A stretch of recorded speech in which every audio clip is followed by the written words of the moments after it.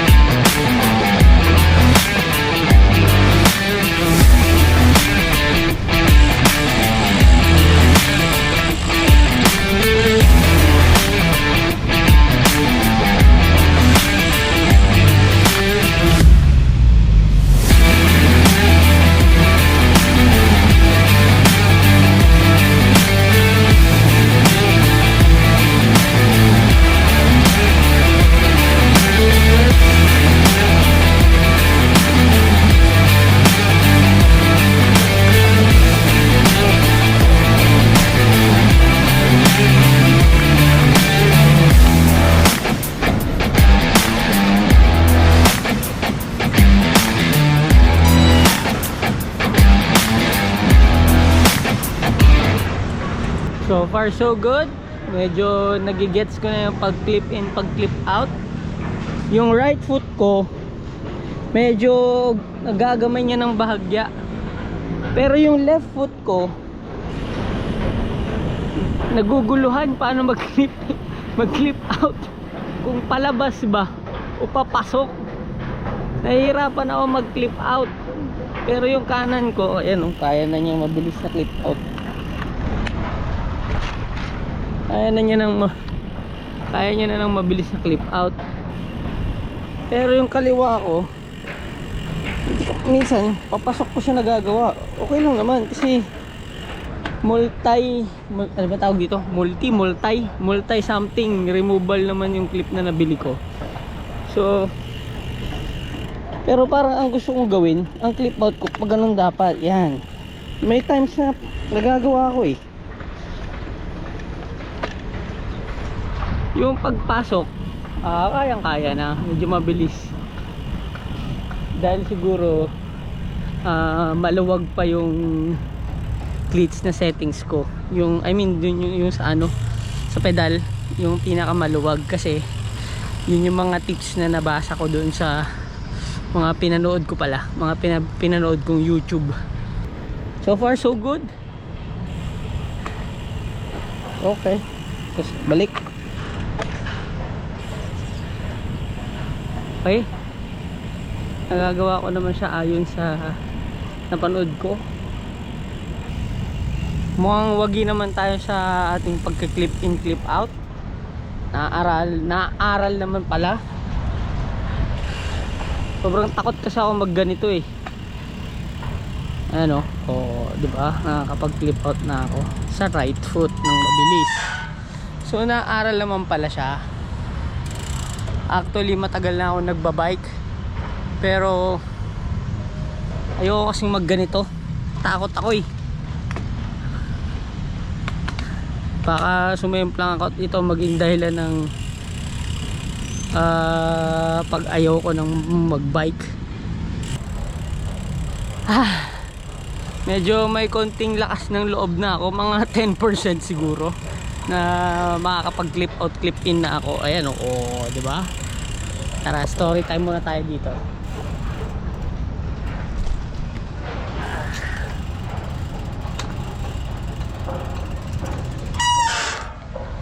Ayun na nga. So nakakapag clip in, clip out na tayo. Ayos. Actually ayoko mag cleats kasi natatakot nga ako na baka mamaya sumemplang ako or what.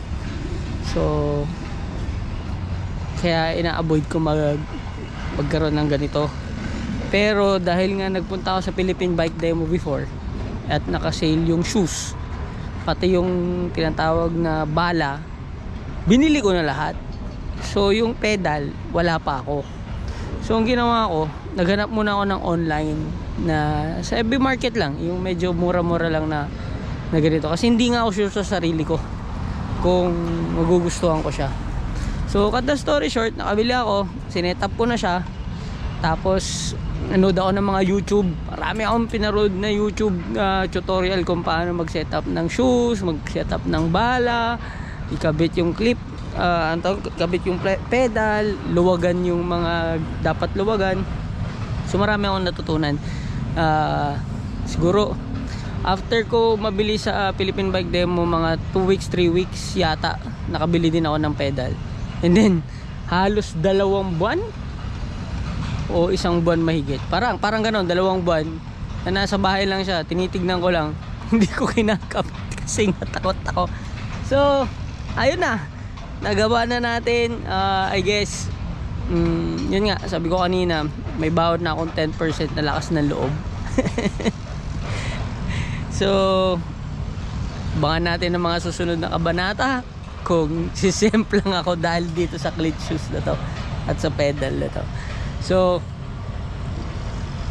well, okay na. Kinakabahan pa. Hindi ko pa makita yung benefit ng sinasabi ng mga kaibigan ko pag naka-cleats ka. Sa ngayon hindi ko pa siya makita kasi mas nananaig yung kaba kaysa yung benefits na lumilitaw dito sa clip. Ano ba tawag dito? Clip. Basta yun, mas nananaig yung kaba ko sa paggamit. Hindi ko pa siya gamay.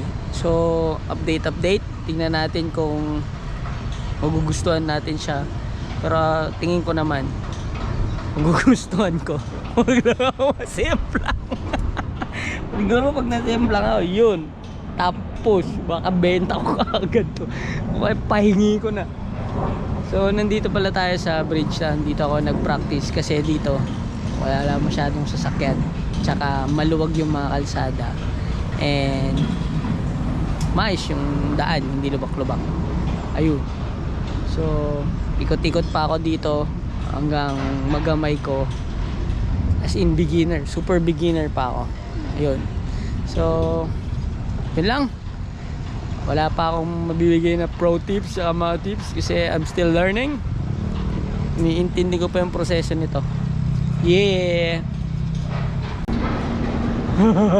Kinakabahan ako. Kabog sabi ng puso ko.